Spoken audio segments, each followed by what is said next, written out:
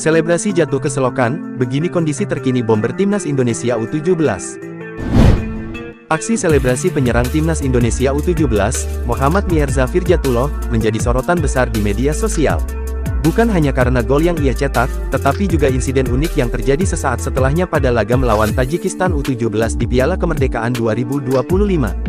Pada pertandingan yang digelar di Stadion Utama Sumatera Utara, Deli Serdang, Mierza sukses membuka keunggulan Garuda Muda pada menit ke-34. Gol itu tercipta lewat sundulan memanfaatkan umpan silang Fadli Alberto. Namun, momen bahagia tersebut berubah jadi viral lantaran sang striker justru terjatuh ke selokan saat merayakan golnya.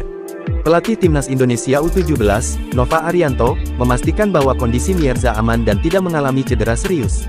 Puji Tuhan, semua baik-baik saja, ujar Nova menenangkan publik yang sempat khawatir usai melihat kejadian tersebut. Meski insiden ini menjadi bahan tawa warganet, kondisi Mierza tetap dipantau oleh tim pelatih dan medis. Nova Arianto memastikan tak ada masalah berarti, sehingga sang bomber bisa fokus pada laga-laga berikutnya di Piala Kemerdekaan 2025.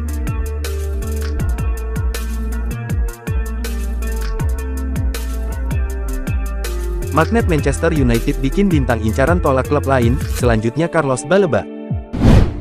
Aktivitas Manchester United di bursa transfer musim panas ini masih jauh dari kata usai. Usai mendapatkan jasa Benjamin Sesko, mereka terus berburu pemain baru sebelum jendela transfer ditutup pada tanggal 1 September mendatang. Sejauh ini, Setan Merah telah berhasil mengamankan 4 nama baru untuk memperkuat skuad.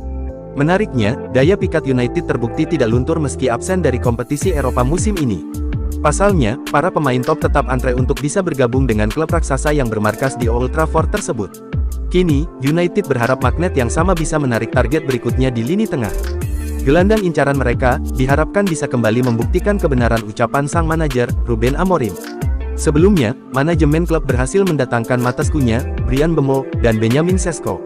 Sebagai catatan, total gol ketiga pemain ini jika digabungkan pada musim sebelumnya mencapai angka 58 gol. Kedatangan mereka, ditambah satu rekrutan lain yakni Diego Leon, menyuntikkan harapan baru bagi para penggemar. Menurut Amorim, nama besar Manchester United sudah menjadi sebuah jaminan yang tak ternilai.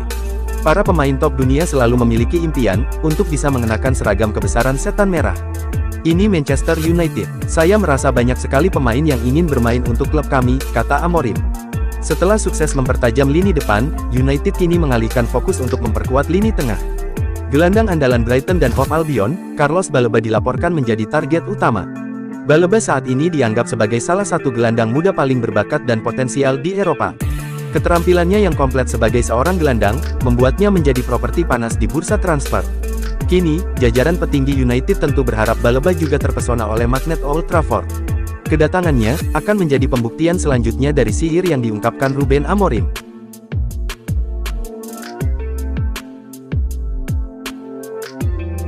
Maung Bandung taklukkan Manila Tiger 2-1, Biru lolos ke fase grup ACL 2. Pangeran Biru Persib Bandung, meraih kemenangan 2-1 atas Manila Tiger FC.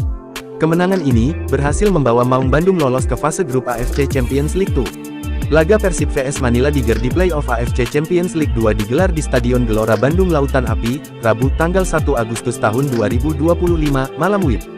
Persib menutup babak pertama dengan keunggulan 1-0, usai kiper Manila Tiger Michael Asong melakukan gol bunuh diri pada menit ke-38.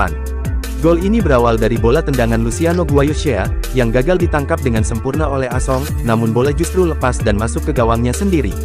Pertandingan makin seru di babak kedua, usai Manila Tiger menyamakan kedudukan pada menit ke-66. Modou Diouf lolos dari perhatian lini belakang Persib, dan menjebol gawang Teja Paku Alam. Tak berhenti di situ, permainan apik Persib kembali ditunjukkan usai William Barros mengembalikan keunggulan Persib pada menit ke-73, usai menuntaskan umpan silang Beckham Putra untuk membawa Persib memimpin 2-1.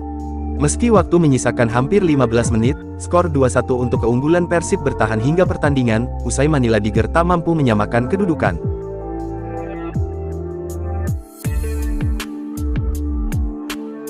Kepingan-kepingan taktik Ruben Amorim mulai utuh, MU siap ngegas musim ini. Pelatih kepala Ruben Amorim, tiba di Manchester United dengan reputasi sebagai pelatih berprinsip teguh. Filosofi taktiknya yang jelas dan konsisten menjadi ciri khas sejak menangani Sporting. Namun, menerapkannya di Old Trafford ternyata jauh dari kata mudah. Musim lalu, Amorim mengambil alih tim setelah 11 laga liga berjalan. Meski demikian, United justru terpuruk hingga finish di posisi ke-15 Premier League, terburuk dalam sejarah mereka. Adaptasi pemain terhadap gaya main barunya berjalan lambat dan penuh tantangan. Kini, Amorim punya keuntungan besar, satu pramusim penuh dan amunisi anyar di lini depan seperti Matheus Cunha, Bryan Mbeumo, dan Benjamin Sesko.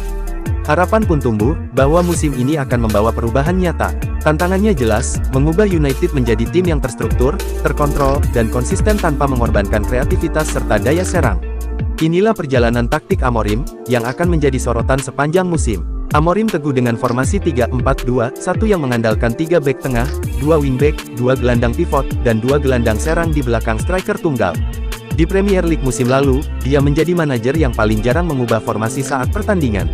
Menurut Amorim, kestabilan sistem adalah kunci agar pola permainan menjadi kebiasaan alami bagi pemain. Statistik membuktikan sedikit kemajuan, United kini lebih sabar dalam membangun serangan dan termasuk yang terbaik di Eropa dalam sirkulasi bola lewat area tengah. Pendekatan ini juga berdampak pada pertahanan. Meski jumlah kebobolan hanya turun 4 gol dari musim sebelumnya, expected goals against mereka turun signifikan dari 70,1 menjadi 55,1. Formasi 3 bek memang membantu organisasi pertahanan, tetapi mengorbankan progresi bola. Sepertiga umpan United musim lalu datang dari bek tengah, banyak di antaranya bersifat pasif. Melihat Yoro tampil impresif di pramusim dan Martinez berusaha pulih dari cedera ACL, ketersediaan mereka akan menjadi faktor krusial. Lantas, bagaimana Amorim menyeimbangkan lini tengah menjadi kunci? Kelemahan di area ini bisa merusak seluruh rencana permainan, jika tak segera teratasi. Dalam formasi 3-4-2-1, 2 gelandang serang punya kebebasan bergerak di antara lini lawan.